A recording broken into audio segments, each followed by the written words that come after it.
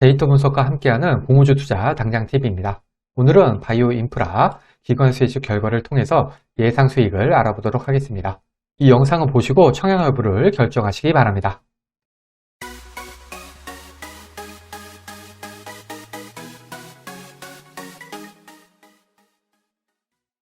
먼저 바이오 인프라 회사 소개 3줄 요약입니다.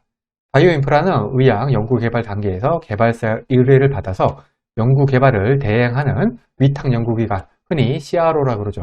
CRO 전문기업입니다. 회사의 주요 매출원은 생물학적 동등성 시험, 제1상 임상시험, 임상, 비임상, 검체분석 이런 게 있다고 하네요. 바이오 인프라는 임상시험 검체분석 기관하고 비임상 시험 기관으로 지정이 되어 있고요.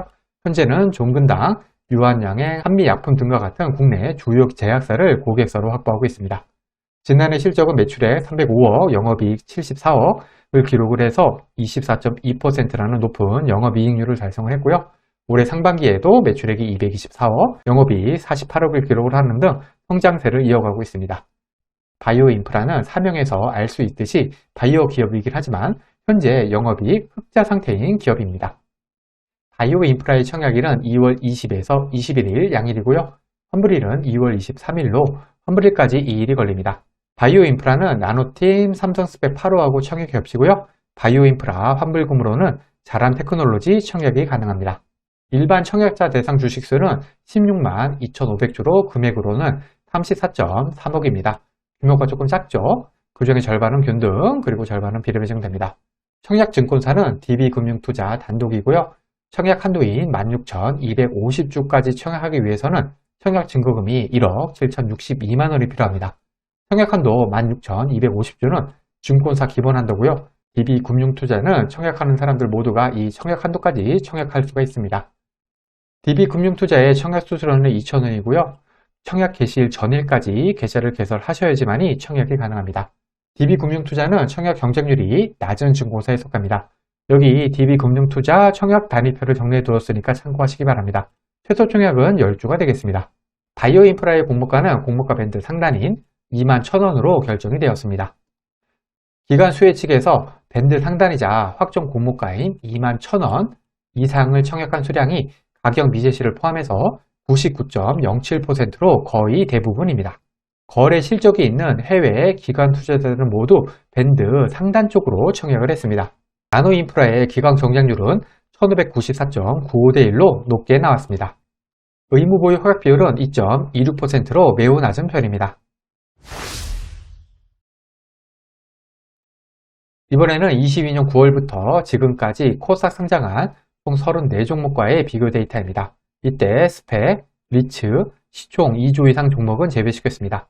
바이오 인프라의 기존 주주 유통하는 물량은 185억으로 전체 22위, 기존 주주 유통하는 물량 비율은 18.33%로 전체 27위입니다. 기존 주주 유통하는 물량은 금액은 보통 수준이고요. 비율로는 나쁜 수준입니다. 상장일 총 유통하는 물량은 319억으로 전체 15위, 상장일 유통하는 물량 비율은 31.88%로 전체 22위입니다. 상장일 총 유통하는 물량은 금액은 보통에서 좋은 수준, 비율은 보통인 수준입니다. 바이오 인프라의 기관 경쟁률은 1595대 1로 전체 6위, 의무보유 허약 비율은 2.26%로 전체 25위입니다. 기관 경쟁률은 좋은 수준이지만 의무보유 허약 비율은 나쁜 수준입니다. 추가 기준 수익률, 손실 가능성, 그리고 더블 가능성을 알아보겠습니다. 기존 주주 유통하는 물량이 100억에서 200억 사이였던 종목은 8종목이 있었고요. 공모가 기준 평균 시초가는 플러스 12%, 시초가가 공모가 아래였던 종목은 2종목으로 25% 확률, 시초가가 더블이었던 종목은 없었습니다. 상장일 유통하는 물량이 300억에서 1000억 사이였던 종목은 20종목이 있었고요. 평균 시초가 상승률은 플러스 28%, 시초가가 공모가 아래였던 종목은 4종목으로 20% 확률, 시초가가 더블이었던 종목은 2종목으로 10% 확률입니다. 기존 주주 물량과 총 유통하는 물량은 둘 다 평균 시초가는 플러스 12%, 플러스 28% 그렇게 높지 않죠? 손실 확률은 25%, 20%로 조금은 나쁜 데이터를 보여주고 있습니다. 기관 수혜 측 경쟁률이 1300대 1에서 1600대 1 사이였던 종목은 6종목이 있었고요. 평균 시초가는 플러스 64%, 시초가가 공모가 아래였던 종목은 없었고, 시초가가 더블이었던 종목은 3종목으로 50% 확률입니다. 의무 보유 허약 비율이 5% 이하였던 종목은 19종목이 있었고요. 평균 시초가는 플러스 31%, 시초가가 공모가 아래였던 종목은 6종목으로 32% 확률, 시초가가 더블이었던 종목은 4종목으로 21% 확률입니다. 기관 경쟁률 같은 경우에는 64%라는 훌륭한 수준의 시초가를 보여주고 있지만 의무 보유 허약 비율은 평균 시초가, 손실 확률, 더블 확률 모두 기관 경쟁률에 비해서는 많이 좋지 않은 데이터임을 알 수가 있습니다. 예상 수익률입니다. 앞에서 살펴본 항목들의 가중치를 각각 1대, 3대, 3대, 3으로 뒀을 때 바이오 인프라의 점수는 63점으로 전체 16입니다. 바이오 인프라가 속한 55점에서 70점 사이를 맞은 종목은 9종목이 있었고요. 평균 시초가 상승률은 플러스 39%, 시초가가 공모가 아래였던 종목은 한 종목으로 11% 확률, 시초가가 더블이었던 종목은 2종목으로 22% 확률입니다. 따라서 저는 바이오 인프라의 수익은 플러스 39%를 기준으로 한번 계산해 보겠습니다. 예상 청약 건수와 청약 증거금입니다. 최근에 상장한 센즈랩, 꿈비 같은 경우에는 청약 건수가 17만 건, 14만 건, 청약 증거금은 4.2조, 2.2조가 들어왔습니다. 바이오 인프라의 청약 증권사인 DB금융투자 같은 경우에는 계좌를 가지고 있는 사람들이 상대적으로 많지가 않을 것이고요. 그 다음에 청약 겹치는 나노팀보다는 바이오 인프라가 인기가 적을 것으로 예상이 됩니다. 따라서 저는 바이오 인프라의 청약 건수는 10만 건, 청약 증거금은 1.5조 한번 가정해 보겠습니다. 총 균등배정 주식수를 10만원으로 나누면 0.81주가 나와서 추첨 1주가 되고요. 저는 균등으로 한 주 배정 예상해 보겠습니다.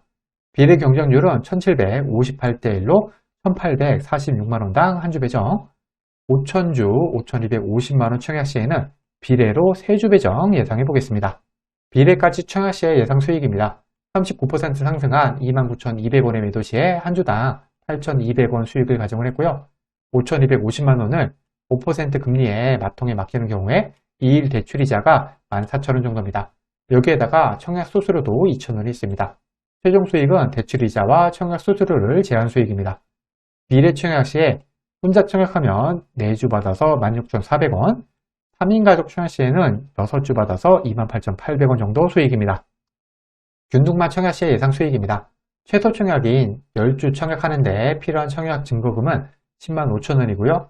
계산 방법은 비례 청약 시와 동일합니다.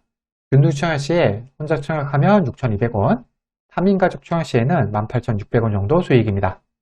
비례까지 청약했을 때와 균등만 청약했을 때의 수익 비교입니다. 수익률 39%, 청약 건수 10만 건, 청약 증거금 1.5조, 비례 경쟁률 1758대 1인 경우엔 비례가 균등보다 만원 정도 더 수익이 되겠습니다. 바이오 인프라 같은 경우에도 이 영상에서 계산한 플러스 39%보다는 좋은 수익을 줄 가능성이 많습니다. 하지만 데이터 상으로는 분명히 나노팀보다는 미치라는 점은 청약 시 감안하시는 것도 좋아 보이네요. 이 영상에서 사용한 청약 건수, 경쟁률, 예상 수익은 절대적인 것이 아닙니다. 단순 참고만 하시고요. 본인만의 기준을 잡으셔서 청약 여부를 결정하시기 바랍니다. 결론입니다. 바이오 인프라의 기관 수익 결과는 잘 나왔습니다. 의무 보유 허약 비율은 2.26%로 낮지만 기관 경쟁률이 1595대 1로 높게 나왔습니다. 기관들도 거의 100% 확정 공모가 이상으로 청약을 했고요. 청약의 겹치는 나노팀보다는 못하지만 이 정도면 수익을 줄 확률이 높은 종목이 되겠습니다. 그리고 유통하는 물량 같은 경우에는 나노팀보다 오히려 바이오 인프라가 더 좋고요. 또한 바이오 인프라 청약 증권사인 DB금융투자 같은 경우에는 나노팀의 청약 증권사인 한국투자증권보다는 청약 경쟁률이 낮을 가능성이 높기 때문에 좀 더 많이 배정받게 된다면 오히려 수익은 바이오 인프라가 더 좋을 수가 있겠습니다. 사실 바이오 인프라가 이렇게까지 기관 수익이 잘 나올 종목이 아니라고 생각이 되는데요. 정말 요즘 공모주 시장이 뜨겁기는 한 것 같습니다. 우리도 이때 바짝 공모주로 수익을 내야겠죠? 과거의 데이터가 미래를 보장하지는 않습니다. 오늘 영상은 참고만 하시길 바랍니다.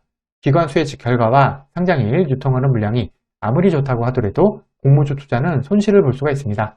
이 영상은 공모주 관련 정보 제공을 위한 것으로 종목 추천 영상이 아닙니다. 후회 없는 투자를 위해서는 반드시 공부하신 후 스스로 투자 여부를 결정하셔야 합니다.